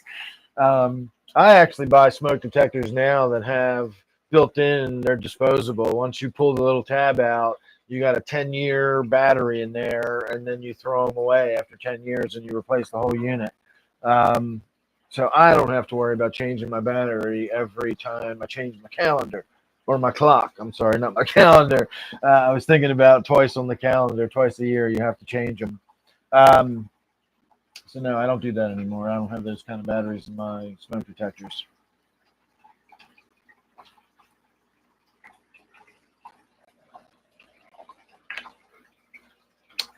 I say again, holy crap, it's not even 9:45 yet. I thought the next time was going to go fast. It's not. It's still going really slow. All right, I'll show you the weed I got drying out in here in the other room. Let me turn that light up. So this was the best looking plant out of the tent that had the mites in it. Only half this plant had mites on it, and I'm doing something different with that half. But some of these buds were, I could not find any trace of mites on them or anything. And so I trimmed them up in a rough and ready sort of way. They're not fully manicured, but they're good enough for me. So we're going to dry this out. And that'll be my smoking bud. It's not huge, but it's good enough. And that is Super Silver Haze. It's not quite done, but it's pretty close. And so I cut this one down. We're going to let it dry naturally. And then I cut 2 others. I got a bunch more, but it's all, like I said, some of that had the mites and stuff. So that's all going to get made into hash oil. But I did have 2 other branches that looked nice. And I put them in my dehydrator and like forcibly dried them out. And so this is what I got out of them. Again, not terrible, but I over dried them, so it's really dry, unfortunately. And it was cut down yesterday and then just forcibly dried. So to say that they're not cured, to say that this weed is not cured is an understatement. It smells nice now that I just opened the lid, though. So that's more of my Super Silver Haze. But again, really, really fucking raw, rough on the throat weed. Again, we're not going to smoke any of this tonight. But that's what I'm going to be smoking on the next few days until I can get some, stuff more dried out. Well, you're smoking on that for a while because it takes, just hanging that and letting it dry is going to take a solid week to 10 days. And then it takes 3 weeks after that to cure it. So if I want to actually cure that and get it tasting nice and delicious, We're looking at a solid month from now, and in a fucking way, that little tiny jar of weed you just saw is going to last me a month, unless my mushrooms get here, and that works out in my, benefit. So we'll see how that goes. If you missed it and want to know about the mushrooms I ordered, let me know, and I can re-explain the mushroom thing.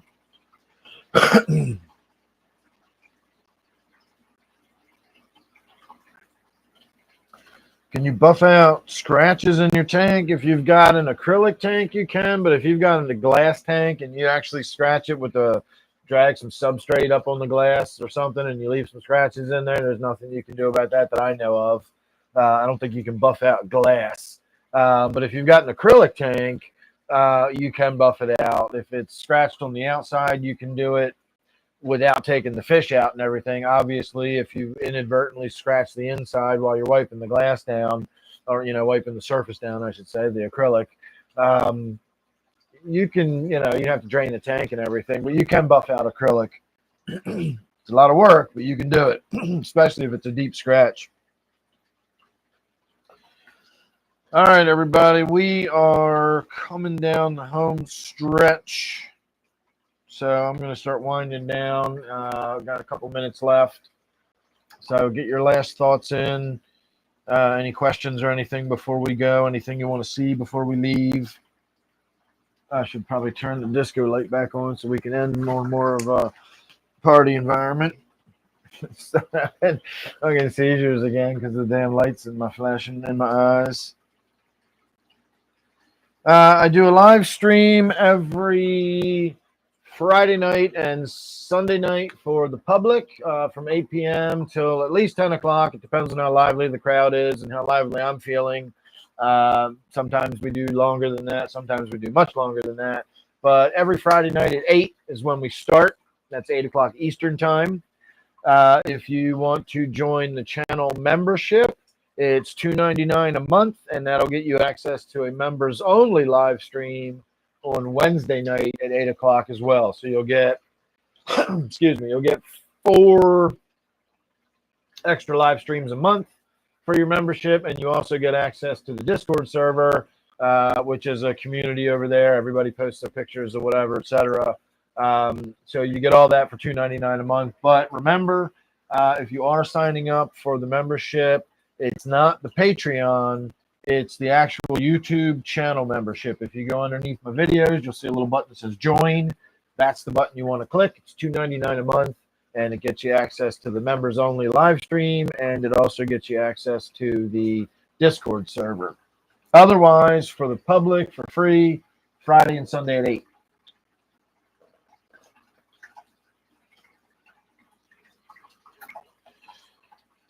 All right, let's get up into first positions, and I'll have that light behind my head at least. It'll be in your goddamn eyeballs for once instead of mine, because I don't mind it so much when it's behind me, but when it's in front of me. Actually, when I had it on in my pleasure den the other night while I was in there tripping, and I wasn't even tripping, like I said, I was just had those lights on because I got it and I wanted to see what it was like.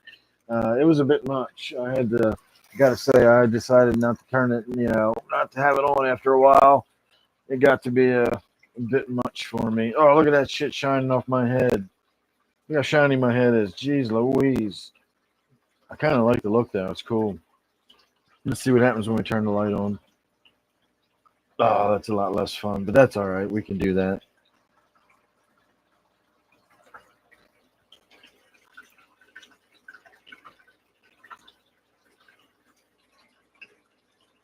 Got it. Kevin, how are you? Oh, let's see. Thank you, Cindy. You're confused on mollies. Are they truly fresh or saltwater species? Mollies are a kind of fish that are known as euryhaline. You guys ready for some science?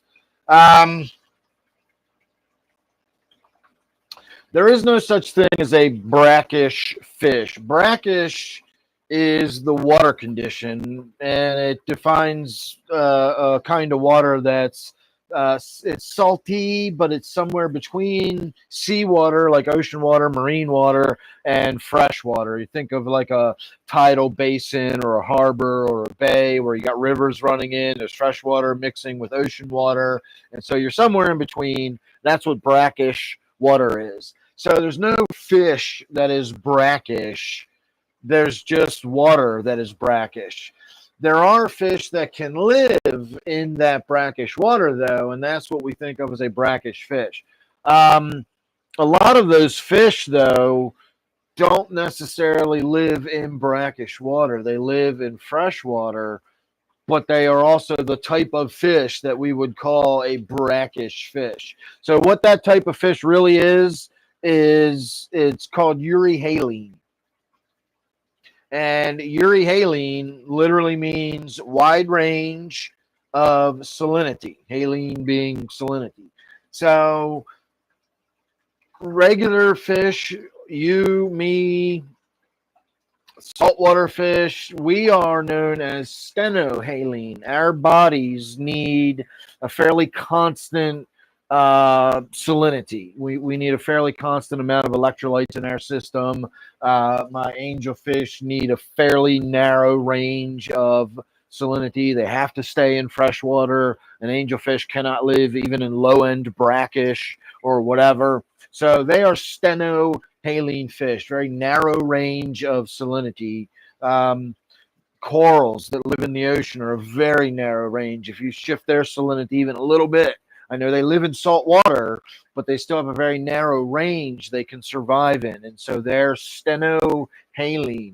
The euryhaline animals have mechanisms within their bodies that allow them to process the extra salt. If they move into saltier water, if they go into fresher water, their bodies react differently and they pump the excess water out rather than pumping the excess salt out.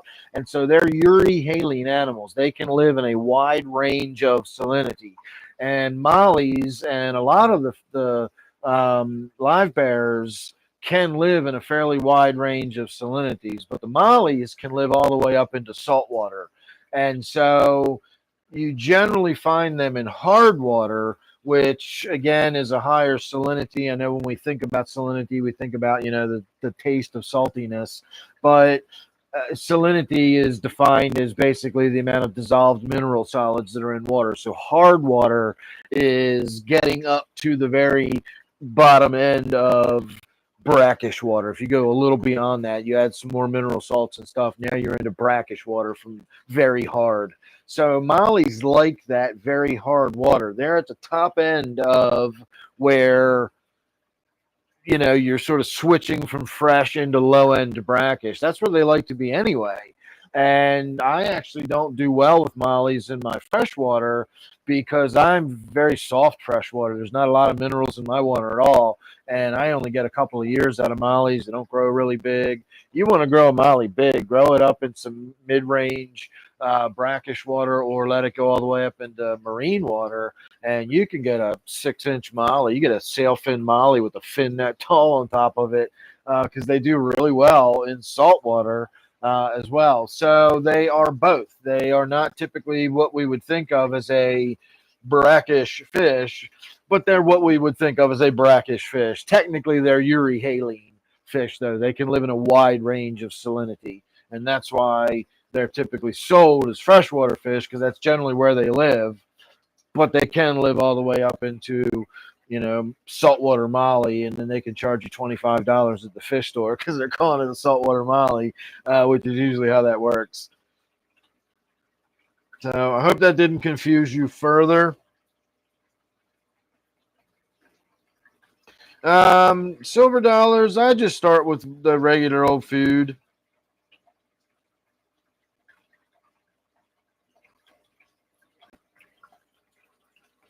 Good night, Cindy. As far as I know, this is probably the biggest silver dollar I've ever seen. If we look at that one right there in the middle, that's my big chunky monkey in the middle there. And not including the tail, just nose to the caudal peduncle, basically the muscle right there at the base of the tail. I'm going to say 7 inches, maybe 7.5 inches, maybe 8, something like that. I've never really put a ruler up to it or a measurement up to it, but it's big. If you look at it straight on, it's about that thick in the middle. It's a big fish. And then the really small ones are actually a different species. They're spotted silver dollars, and that's why they're smaller. The plain silver ones are, see how close I can get my hand and see if you can get a idea of how big it actually is in comparison. So that gives you a little bit of an idea, although now that I'm looking at my monitor, that doesn't really give you much of an idea at all. Anyway, that's your large silver dollar right there.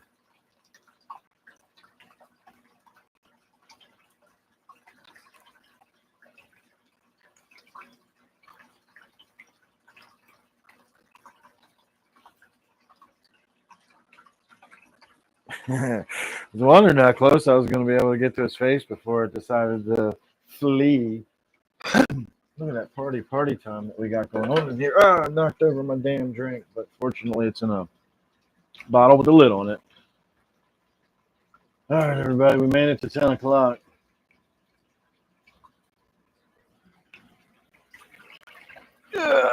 So I'm going to do my last dab for the night, and we'll call this last call.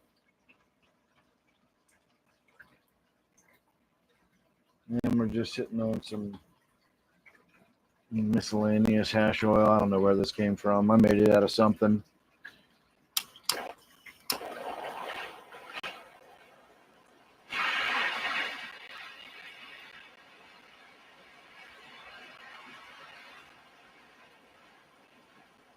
Cheers, Winston. And remember, everybody, if you are new here, come back Sunday night, hang out. We'll be here again live at 8 p.m. And hopefully I'm going to have my mushroom juice, so we will be hopefully tripping on, well, we'll call it tripping for now.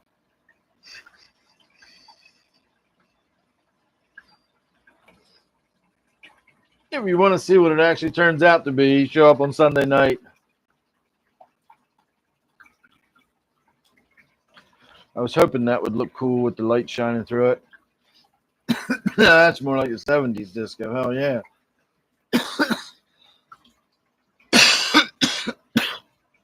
So hopefully my mushroom juice was supposed to be here tonight, but it did not arrive.